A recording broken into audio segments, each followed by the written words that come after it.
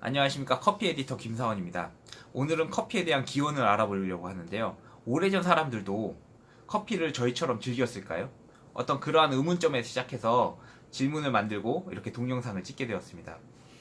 그 커피는 10세기경에 처음 문헌에 발견되었다고 합니다. 처음 발견됐을 당시에는 의약품, 그러니까 우리가 생각했을 때 소화제나 그 다음에 비타 500이나 바카스처럼 자양 강장제로서의 그 커피가 음용되었다고 합니다. 그러니까 한마디로 약이었던 거죠. 하지만 지금은 기호식품으로서 하나의 우리의 문화로 남아있는 커피입니다. 그래서 과거와 현재가 꽤나 다른데 그러한 어떤 역사적인 맥락들을 전 세계사나 경제사를 통해서 조금은 알아보려고 합니다.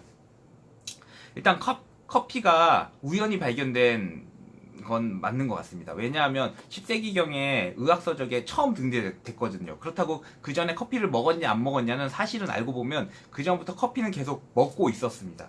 왜냐하면 등록된 것이 그때고 그 전부터 먹고 있었던 어떤 이야기들이 있기 때문에, 그래서 여러 가지 설들을 이제 조사하다 보면 그 어떤 기원을 알고 있는 기원이 있는데, 우리나라 단군 신화처럼 커피도 어떤 신화적 요소가 들어 있습니다. 저는 그 많은 신화 중에서 칼디설을 믿는데, 왜 칼디설을 믿냐면 그냥 발음하기도 좋고, 그 다음에 칼디라는 말이 그냥 우리 보편적으로 커피하는 사람들, 저와 같은 사람들에게 보편적으로 깔려있는 말들이에요. 그래서 저는 칼디설을 믿는데, 칼디가 다름이 아니라 어떤 목동의 이름이에요. 목동의 이름.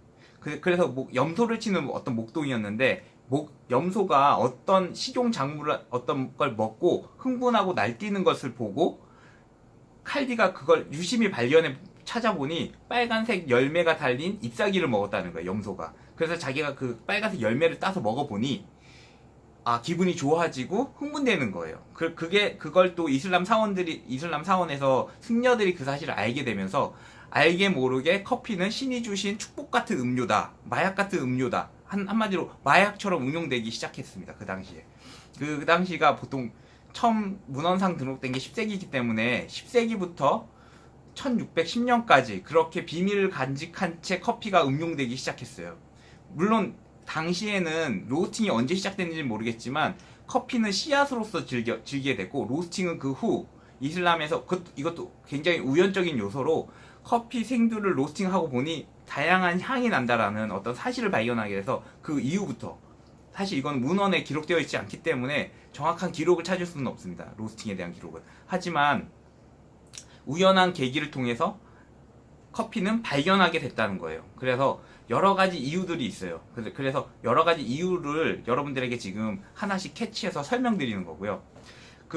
어찌됐든 커피는 우연히 발견되었고, 그 고대 이슬람에서 먹다가 전 세계적으로 퍼지게 됐어요. 퍼지게 된 계기가 다름이 아니라 어떤 경우였냐면, 그 대항해 시대 때 네덜란드에 의해서 많이 퍼지게 되었는데, 실제로 당시에는 아까 이슬람 사원에서 먹는다고 그랬잖아요. 이슬람 사원에서 500년간 비밀을 지켜요. 왜? 신이 주신 어떤 마약 같은 음료기 때문에. 근데 문익정 같은 사람이 있었어요.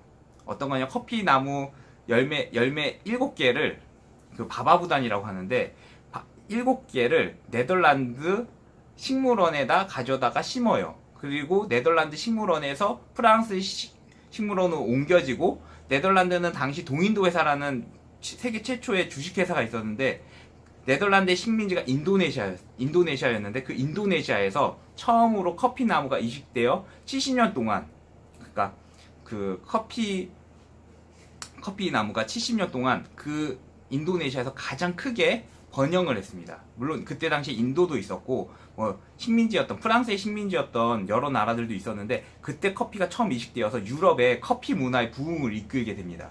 그래서 커피에 대한 어떤 기원을 지금 짤막하게 여러분들에게 설명드렸는데요. 여러분 이렇게 요즘 이렇게 즐기겠죠? 혹은 저는 아메리카노 이렇게 즐기기도 하는데, 예전에는 이 생두를 갈아다가 먹었던 시절도 있었다라는 겁니다. 그리고 시대가 바뀌면서 로스팅하고 음용하는 어떤 단계는 특별히 변하지 않았어요. 고대 그 이슬람에서도 커피를 물에 우려 먹었거든요. 사실 얘도 물에 타 먹고, 이것도 커피를 에스프레소 내린 다음에 물에 타 먹는단 말이에요. 그 다음에 오늘 갖고 온 캡슐 커피도 있는데, 캡슐 커피도 마찬가지로 물에 우려 먹습니다. 그러니까 그러니까 오래전이나 지금이나 커피를 먹는 모습은 크게 달라진 게 없다라는 사실이에요. 그래서 여러분들이 먹는 커피가 그리 뭐 바뀌지 않았다는 거, 그 다음에 좀만 더 공부해 보면 여러 가지 사실들이 있다라는 거 알았으면 좋겠고요. 만약 반응이 좋으면 뭐 역사에 대해서 좀 더 깊숙이 알아보려고 합니다. 왜냐하면 커피라는 게 각 나라마다의 문화사도 있고 경제사도 들어있어요. 오늘 지금은 굉장히 짧게 5분 안에 끊어야 되기 때문에 굉장히 짧게 이야기 드렸는데, 조금씩 깊숙이 하다 보면 커피가 좀 더 재밌기도 하니까 뭐 궁금한 거 있으면 언제든지 댓글 남겨주시고요. 그럼 좋아요랑 구독 눌러주시면 감사하겠습니다. 감사합니다.